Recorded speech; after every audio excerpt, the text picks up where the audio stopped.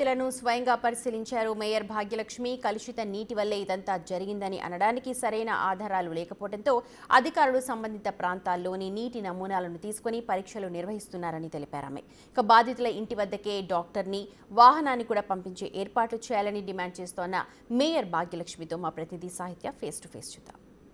విజయవాడ ఆర్ఆర్పేటలో ఇప్పటికే డయేరియా కేసులు అత్యధికంగా పెరుగుతున్న పరిస్థితి కనపడతా ఉంది. 158కి పైగా కేసులతో బాధితులందరూ బాధపడుతున్న పరిస్థితి అయితే ఉంది. ప్రజలందరూ కూడా ఇప్పటికే ఏదైతే ట్రీట్మెంట్ కొనసాగుతూ ఉందో ఉచిత వైద్య శిబిరాన్ని ఏర్పాటు చేసిన ప్రభుత్వం దగ్గరికి అయితే ఇక్కడ పేషెంట్లందరూ కూడా బెడ్ల మీద ఉన్న పరిస్థితి కనపడతా ఉంది. ఇప్పటికే మేయర్ కూడా ఇక్కడికి వచ్చి భాగ్యలక్ష్మి పర్యవేక్షిస్తున్న పరిస్థితి ఒకసారి మనం చూడొచ్చు.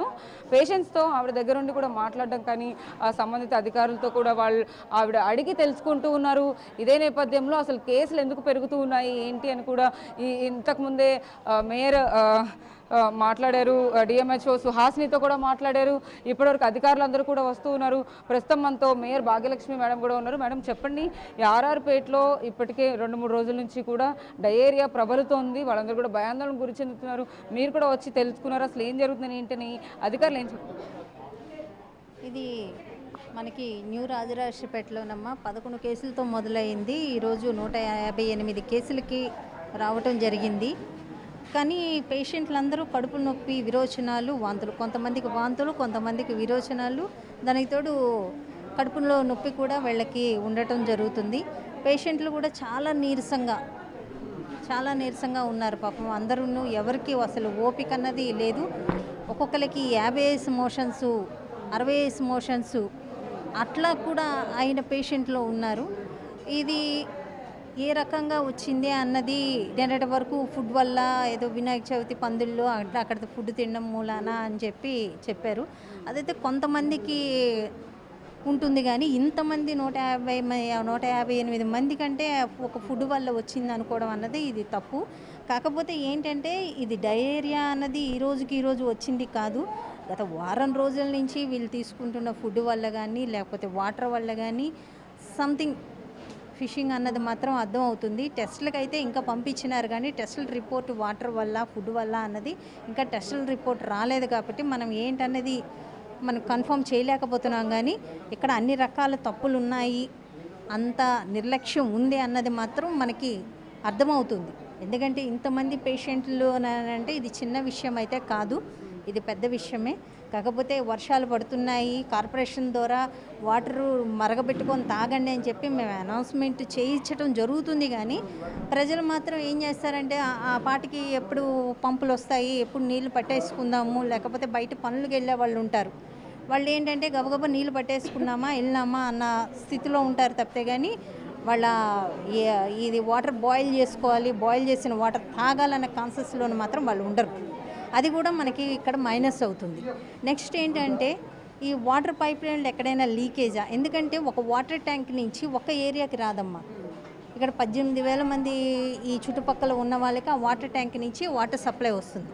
వాటర్ ట్యాంక్లోన అక్కడ ఇబ్బంది అన్నది లేదు వాస్తవంగా.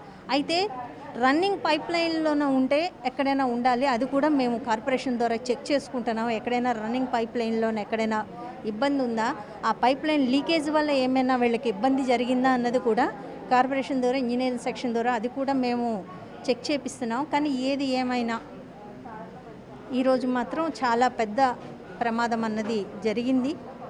ఈ ప్రమాదానికి ఇమీడియట్గా మెడికల్ సిబ్బంది స్పందిస్తున్నారు. స్పందించినా కానీ ఇంకా ఇళ్లల్లో చాలామంది పేషెంట్లు ఉన్నారు అన్నది వస్తుంది. ఇక్కడి నుంచి జీజీహెచ్కి తీసుకెళ్ళడానికి మాత్రమే ఒక 5 అంబులెన్సులు ఇక్కడ ఉన్నాయి.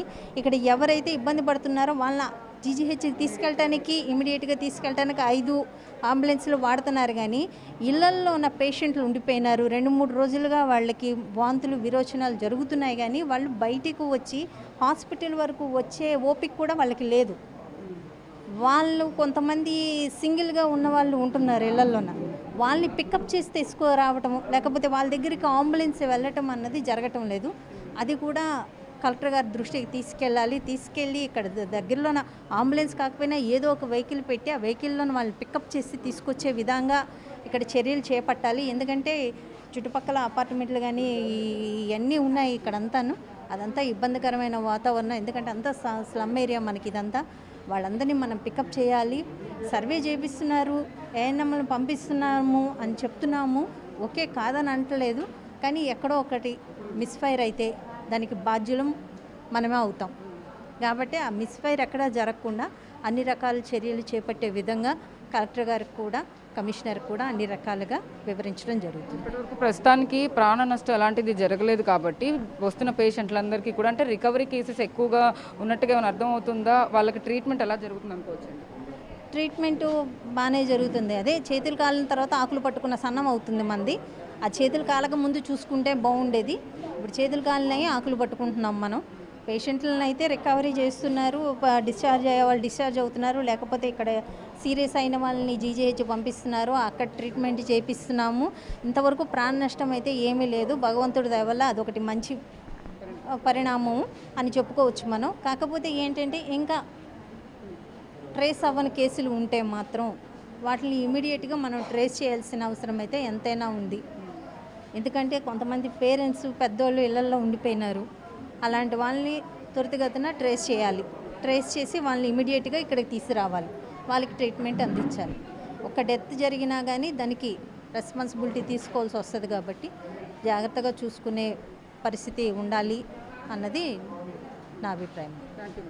ఈ పరిస్థితి మొత్తం మీద ఎవరైతే కొంతమంది పేషెంట్లు అయితే ఇక్కడ వరకు రాగలిగిన వాళ్ళు వస్తున్నారు, కానీ ఎవరైతే రాలేని వాళ్ళు ఉన్నారో వాళ్ళ దగ్గర కూడా ప్రభుత్వం కొంతమంది అధికారులతో కానీ లేకపోతే వ్యాన్లను పంపించి డాక్టర్లని ఆ ఇళ్ల దగ్గరికి పంపిస్తే బాగుండు అంటూ కూడా మేయర్ మనతో చెప్తున్న పరిస్థితి కనపడుతోంది. పేషెంట్లు అందరినీ కూడా దగ్గరుండి ఆవిడ పరిశీలించి వాళ్ళందరితో మాట్లాడిన పరిస్థితి కూడా కనపడుతుంది. కాబట్టి ఖచ్చితంగా మరణాలు ఏవి సంభవించకుండా తగిన చర్యలు ఖచ్చితంగా తీసుకుంటాం అంటూ కూడా ఆవిడ చెప్పిన పరిస్థితి కనపడుతోంది. వీడియో జర్నలిస్ట్ సుబ్రహ్మణ్యం, సాహిత్య బిగ్ టీవీ, విజయవాడ నుంచి.